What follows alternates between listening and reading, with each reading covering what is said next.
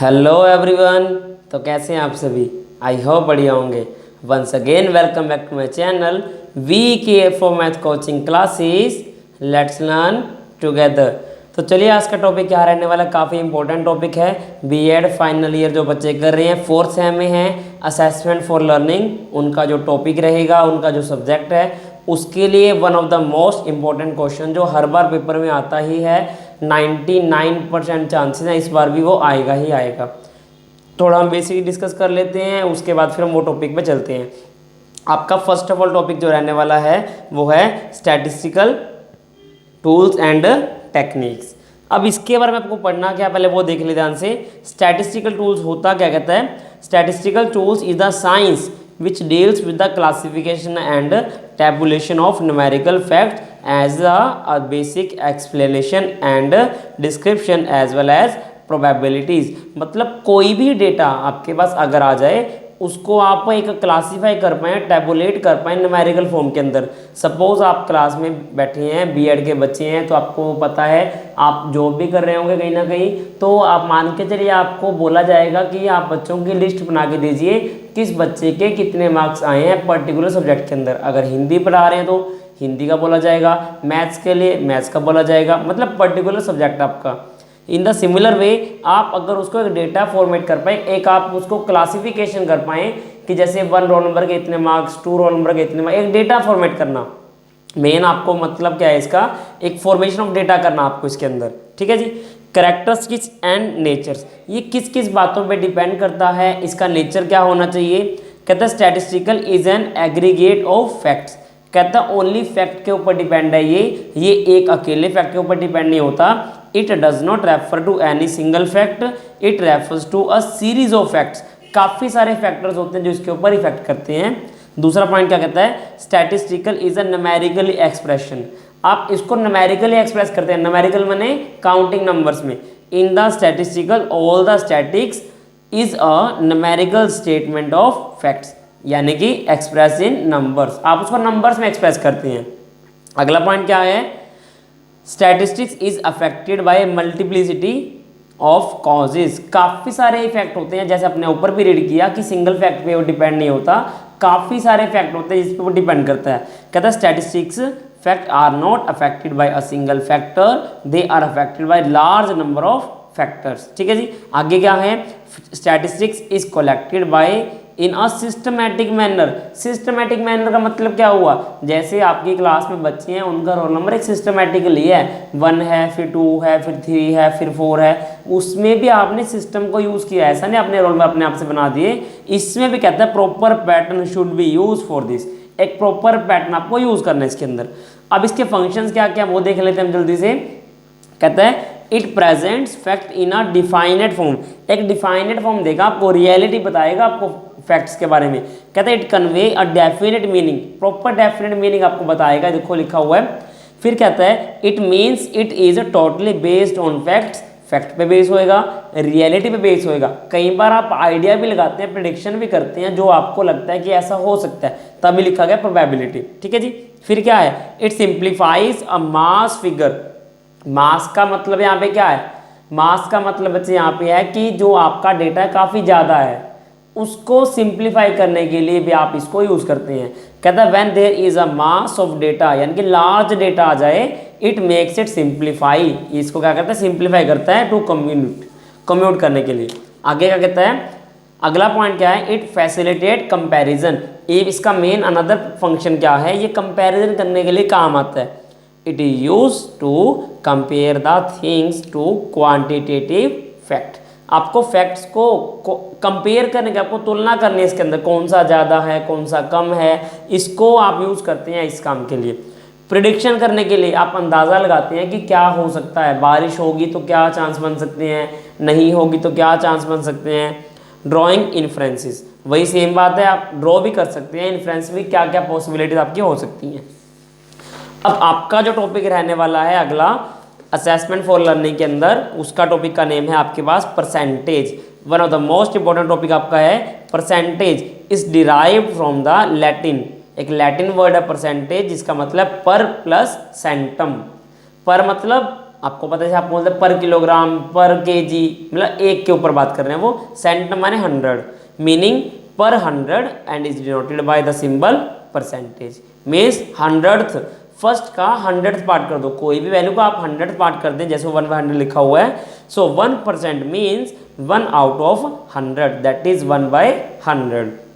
आगे क्या बोलता है, it is a part of whole, obviously बात है, पूरे पार्ट है, एक पूरे होल नंबर का पार्ट है, छोटा सा एक परसेंटेज, कि जैसे आपने कहा एक एप्पल लिया, आपने छोटा सा उसका पार्ट खा लिया, कि आपने कितना परसेंट एप्पल उसमें से खा लिया, ऐसा क्वेश्चन मान के चले। It help us to compare the different size, आपको डिफरेंट साइज को कंपेयर करने के लिए भी आपको इजी हेल्प करता है ये, ठीक है जी। आगे क्या बोलता है, देखो ध्यान से, आपको कहता है to find the change over time, कितना चेंज आया है कितने टाइम के बाद, ये भी हेल्प करता है करने के लिए। अदर कंपेयरिंग मेजरमेंट्स, अदर किसी की लेंथ आपको करनी हो, ब्रेथ करनी हो, कौन सा किसके परसेंटेज कितना है, जैसे आपको बोला जाए किसी पर्सन के बेटे की जो हाइट है उसके फादर की हाइट से हाफ है, मतलब 50% है, इस तरह से आप इसके अंदर यूज कर सकते हैं परसेंटेज को। फिर बोलते हैं कोरिलेट, आप कोरिलेट कर सकते हैं फाइनल टू इनिशियल क्वांटिटी, जैसे आपको कोई बैलून दिया जाए, वो खाली है स्टार्टिंग में, आप उसको उसके अंदर आप एयर को फिल करते हैं तो क्या होगा, वो फूल जाएगा, गुब्बार बैलून वो क्या हो जाएगा, फूल जाएगा ना। तो अब स्टार्टिंग से लास्ट में क्या चेंजअप आया, कितना परसेंटेज चेंजअप आया, वो भी आप इससे बता सकते हैं।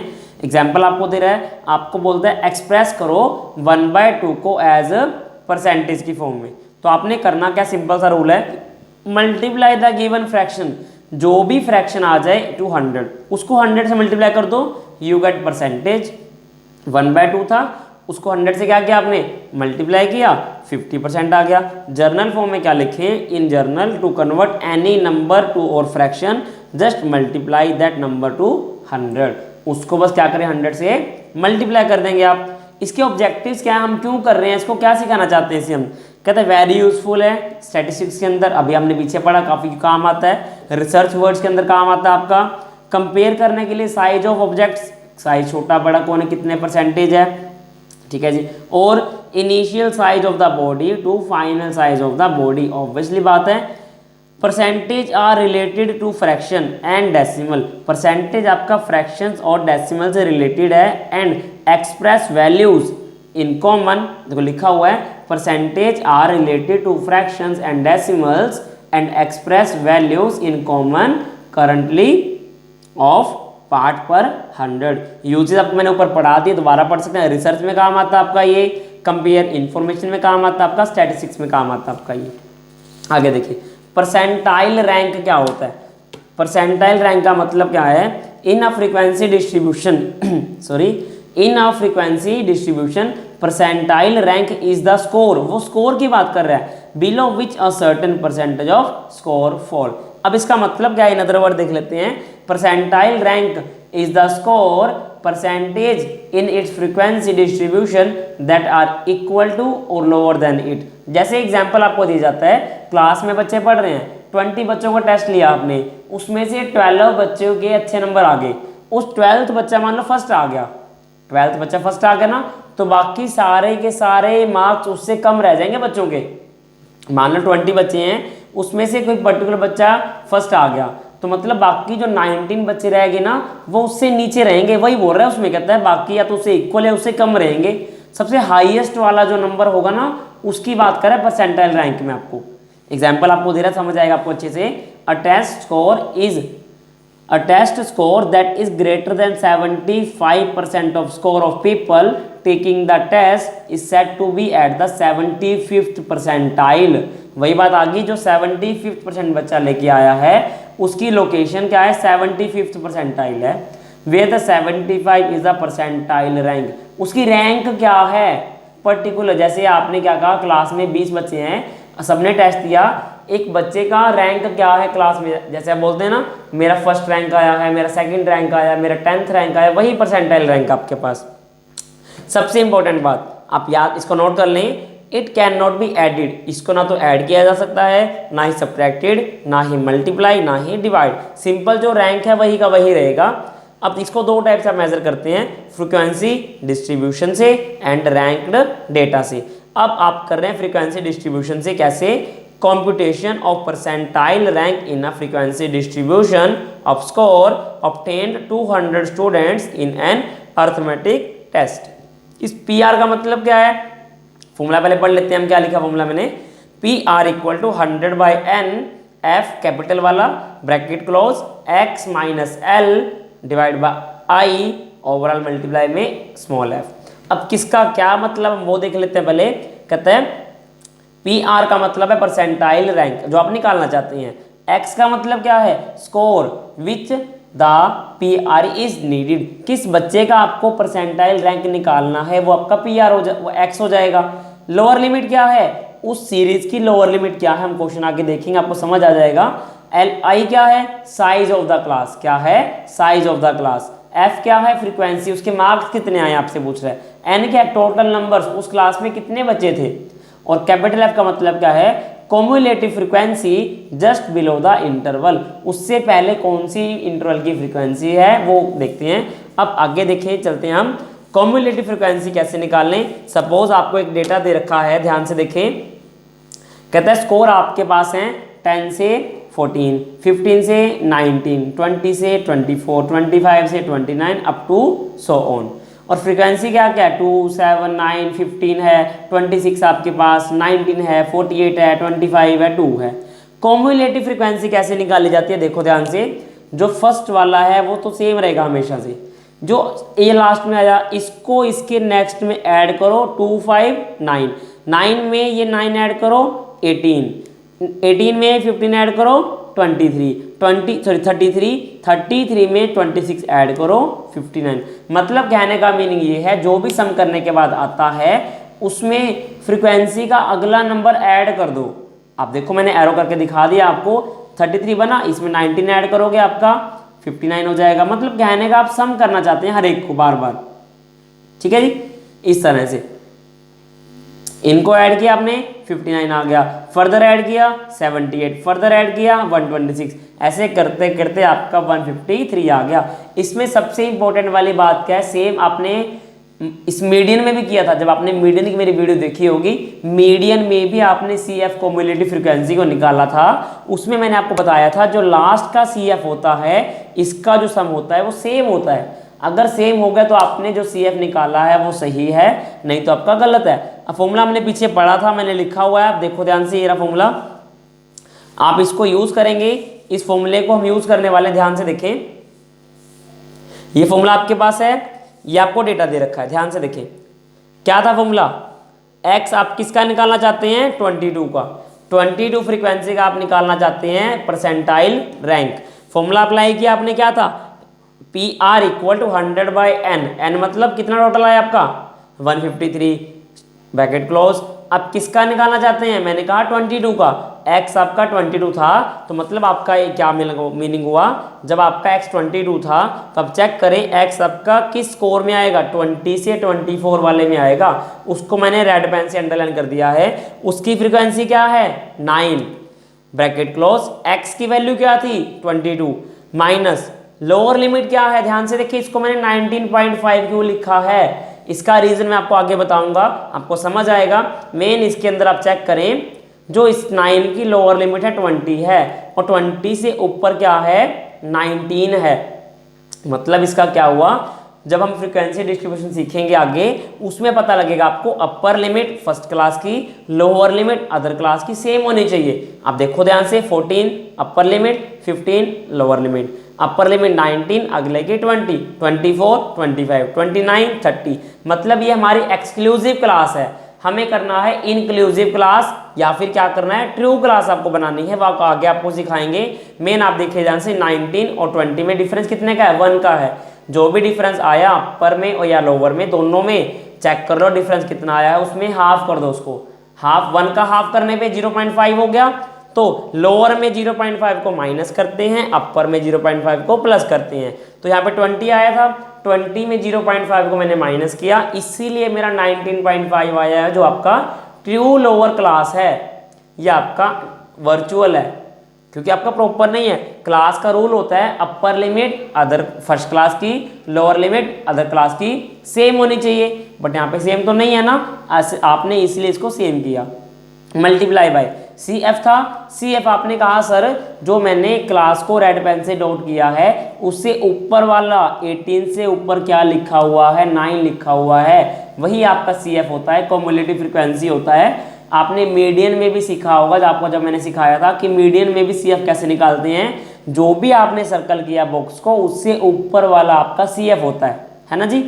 आपने पुट किया, सारा सॉल्वेशन किया, आपका 8.82 आपका आंसर आ गया। सिमिलर वे में आपको करना है 38 के लिए। आपको हिंट बताता हूँ 38 के लिए क्या है। 38 का ये क्लास बनेगा, ठीक है जी। अब आपको निकाल x कितना बनेगा इस बार 38, PR क्या बनेगा 100 बाई इनका टोटल सम ब्रैकेट क्लोज, कितनी फ्रीक्वेंसी है इसकी 19, यहाँ 19 आएगा ब्रैकेट क्लोज, x कितना होगा इस बार 38 माइनस इसकी लोअर लिमिट क्या बनेगी, अभी आपको सिखाया 34 ऊपर है 35 नीचे है, हाफ को कम कर देंगे 34.5 पुट कर दिया, डिवाइड बाय इनकी क्लास में गैप कितना कितना ध्यान से चेक करो। अब इसमें देखो ध्यान से, अपर लिमिट लोअर लिमिट कितना गैप आ रहा है 5 का गैप हो रहा है इनमें, देखो सब में 10 15 20 25 20 इस तरह से 40 90 24 20 सब में गैप कितने का है 5 का ना, डिवाइड बाय 5 आ जाएगा, फिर मल्टीप्लाई बाय आपने देखा 78 मेरा था जो जिस पर मैंने ब्लू पेन चलाया है उससे ऊपर वाला कितना है 59, वो यहाँ पुट कर देना। मुझे कमेंट बॉक्स करके बताना कि सर हमारा आंसर ये आया है, आप देखो हमारा सही है या गलत है। वैसे आप सही करेंगे बट फिर भी आप करके दिखाना कि आप कितना कंसेप्ट को समझ पा रहे हैं, हम वो देखना चाहते हैं। अगला कंसेप्ट क्या है, computing percentile rank from ranked group. आप रैंक ग्रुप से भी इसको चेक करना चाहते हैं। Suppose you need to find percentile rank for group, then you need to use this formula 100 minus bracket close 100 RK मतलब क्या है इसका बताएंगे आपको, -50 डिवाइड बाय n। PR क्या था जो आप निकाल रहे हैं वो PR आ रहा है आपके पास परसेंटाइल रैंक। RK क्या है, rank off score from the top side में स्कोर का रैंक क्या है। n क्या था, टोटल नंबर्स। क्वेश्चन आपसे पूछ रहा है, कहता है find PR whose rank is 140, उसका रैंक 140 है याद रखना, and 40th from the top, और टॉप से क्या है वो 40th है। आप आंसर इसका देखते हैं कि निकलेगा क्या निकलता है। आपने फॉर्मूला अप्लाई किया इसका, PR equal to 100 minus 100 RK क्या उसका टॉप से रैंक कितना है 40 है ना, -50 डिवाइड बाय उसकी रैंक क्या थी 140 थी। आपने जब सारा अप्लाई किया आपका 71.79 आंसर आ गया। इसका मतलब क्या हुआ, this means in a distribution 71.79% students have scored below him. इस जो नंबर आया है इससे कम बच्चों के मार्क्स आए हैं। कितने बच्चों के कम मार्क्स आए हैं 71.79 बच्चों के इस पर्टिकुलर रैंक से कम मार्क्स आए हैं, 40 रैंक से कम मार्क्स आए हैं। इसका मतलब ये है। अब परसेंटाइल और परसेंटाइल रैंक का यूज कहाँ कहाँ पे होता है वो देख लेते हैं हम। It is use to compare the performance of 2 और मोर देन 2 पर्सन्स या ऑब्जेक्ट, 2 या 2 से ज़्यादा ऑब्जेक्ट को आप जब कंपेयरिंग करते हैं, उनकी परफॉर्मेंस को कंपेयर करते हैं, आप PR को यूज करते हैं। It also help to classify their data. आगे पॉइंट क्या कहता है, understanding score can help him या her to focus more on curriculum. इससे फ़ायदा ये मिलता है कितने बच्चों ने क्या परफॉर्मेंस किया है, उसको कितना फर्दर नीड है फोकस करने की स्टडी पे, कि वो वीक चल रहा है या स्ट्रॉन्ग चल रहा है, कितना फोकस करे उसका मार्क्स और अच्छा बने एग्जाम्स में। अगला पॉइंट क्या है, important for decision making about child. आपने कई बार देखा होगा हमारे पास बच्चों के मार्क्स आते हैं 10th में, 10th के बाद बच्चों के पास चॉइस आती है नॉन मेडिकल की, मेडिकल की, आर्ट्स की, कॉमर्स की। वो किस बेस पे लेते हैं, परसेंटेज के बेस पे लेते हैं कि बच्चों का इंटरेस्ट कहाँ पे ज़्यादा है। मैथ्स में है तो वो जाएंगे मैथ्स की फील्ड में, साइंस में है तो साइंस की फील्ड में, थोड़ा वीक बच्चा है वो जाएगा आर्ट्स में। मतलब कहने का मेरा मीनिंग ये है, परसेंटेज ये भी हेल्प करता है डिसीजन मेकिंग लेने के लिए बच्चों के लिए, उनको फर्दर फ्यूचर में क्या करना है। तो गाइस आज की वीडियो को इतना ही था। आज आपने 2 बातें सीखी, एक तो आपने सीखा statistical tool and their importance, after that percentage सीखा आपने, फिर आपने सीखा परसेंटाइल रैंक क्या होता है। आई होप आपको वीडियो पसंद आई होगी। अगर वीडियो पसंद आई है वीडियो को लाइक करें, शेयर करें, सब्सक्राइब करें और बाकी फ्रेंड्स को भी भेजें जो B.Ed के एग्जाम्स देने वाले हैं, क्योंकि जस्ट 1 या 2 डेज के बाद आपके एग्जाम्स हैं। जितना आप अच्छे से फोकस कर लेंगे आपके मार्क्स उतने अच्छे आएंगे। ये मैंने जितना हो सके आपको सिंप्लीफाई ईजीएस्ट वे में एक्सप्लेन करने की ट्राई किया है। और छोटा छोटा आपको जो होमवर्क मैं देता हूँ वो ट्राई करते रहा करो कि आप कितना कंसेप्ट को कैच कर पाए हैं। अगर एग्जाम में क्वेश्चन आपके चेंज करके भी आ जाता है, मैथ्स में 90% चांसेस हैं क्वेश्चन बदल के ही आते हैं। तो आपको कंसेप्ट समझना है। कंसेप्ट समझना कैसे है, एंड तक वीडियो को देखें। कोई भी डाउट आता है तो आप कमेंट करके बताएं। अगली वीडियो में आपके पास फ्रीक्वेंसी डिस्ट्रीब्यूशन देखो लिखा हुआ है यहाँ पे। मैं वीडियो ज़्यादा बड़ी नहीं बनाना चाहता कि बच्चों का थोड़ा फोकस या स्टूडेंट का फोकस कम हो जाता है वीडियो बड़ी देख के। अगली वीडियो में मैं क्या करूँगा, फ्रीक्वेंसी डिस्ट्रीब्यूशन स्टार्ट करूँगा। तब तक के लिए इस वीडियो को देखें, कंसेप्ट को समझें। Thank you, have a nice day, happy independence day all of you.